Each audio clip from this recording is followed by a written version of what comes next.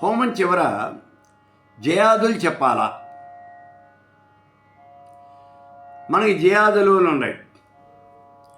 అక్కడ ఏం చెప్తున్నాం? హోమం అయిపోయిన తర్వాత హోమ సంపూర్ణత ఫలసిద్ధ్యర్థం జయాది హోమం కరిష్యే అని అంటున్నాం.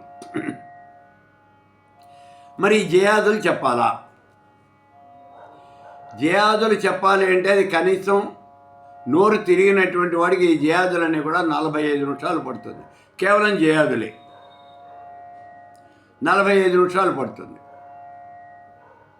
అసలు జయాదులు ఎప్పుడు చెప్పాలి? మీరు షట్పాత్ర ప్రయోగం చేసి హోమం కనుక చేసినట్లయితే అప్పుడు మాత్రమే జయాదులు చెప్పాలి, లేకపోతే చెప్పక్కర్లా. యజుర్వేదంలో షట్పాత్ర ప్రయోగం చేసి జయాదులు మీరు హోమం కనుక చేసినట్లయితే అప్పుడు జయాదులు చెప్పి తీరాలి. అదే యజుర్వేదంలో చతుష్పాత్ర ప్రయోగం చేశారనుకోండి, జయాదులు చెప్పక్కర్లా. ఆబ్దీకంలో మనం చేసేది చతుష్పాత్ర ప్రయోగం, అందుకే అక్కడ జయాదులు చెప్పరు. ఈ కారణం చేత మనం ఏం చేస్తున్నాం, ఇక్కడ ఇంకో మాట గుర్తించండి. ఇది యజుర్వేదానికి సంబంధించింది. ఋగ్వేదంలో షట్పాత్ర ప్రయోగం లేదు, వాళ్ళు అష్టపాత్ర ప్రయోగం చేస్తారు, 8 పాత్రలు. కాబట్టి జయాదులు లేవు వాళ్ళకి.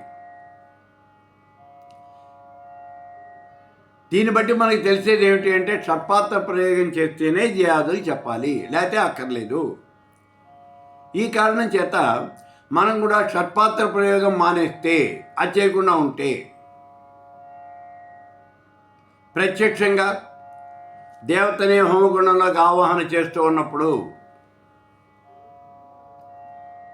అంటే హోమగుండం చుట్టూ అష్టదిక్పాలకులను ఆవాహన చేస్తాం.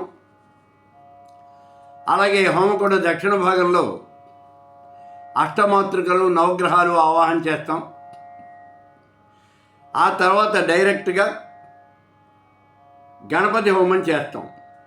హోమగుండంలో గణపతిని ఆవాహన చేసి గణపతికి ఆహుతులు సమర్పణ చేస్తాం. అయిపోయిన తర్వాత నువ్వు ఏ దేవతకైతే హోమం చేయదలుచుకున్నావో ఆ దేవతను హోమగుండంలోకి ఆవాహన చేసేస్తాం. ఆ దేవతకే ఆహుతులు సమర్పణ చేస్తాం. ఇక్కడ మనం చతుష్పాత్ర ప్రయోగం కానీ షట్పాత్ర ప్రయోగం కానీ అసలు ఏ పాత్ర ప్రయోగం చేయటం లేదు. కాబట్టి మనం జయాదులు చెప్పవలసిన అవసరం లేదు. జయాదులు చెప్పడం ఎందుకు మానేస్తున్నాము అంటే, ప్రతిరోజు మనం చేసేటువంటి ఈ హోమానికి జయాదులు ఎక్కడ చెప్తాం మనం? 108 సార్లు నువ్వు హోమం చేస్తే నీకు చెప్పాను కదా, గంట సేపు పడుతుంది జయాదులు చేయటానికి. అందుకని మనం జయాదులు మానేయాల్సిన అవసరం ఏర్పడుతుంది. షట్పాత్ర ప్రయోగం కనుక చేయకపోయినట్లయితే జయాదులు చేయవలసిన అవసరం లేదు.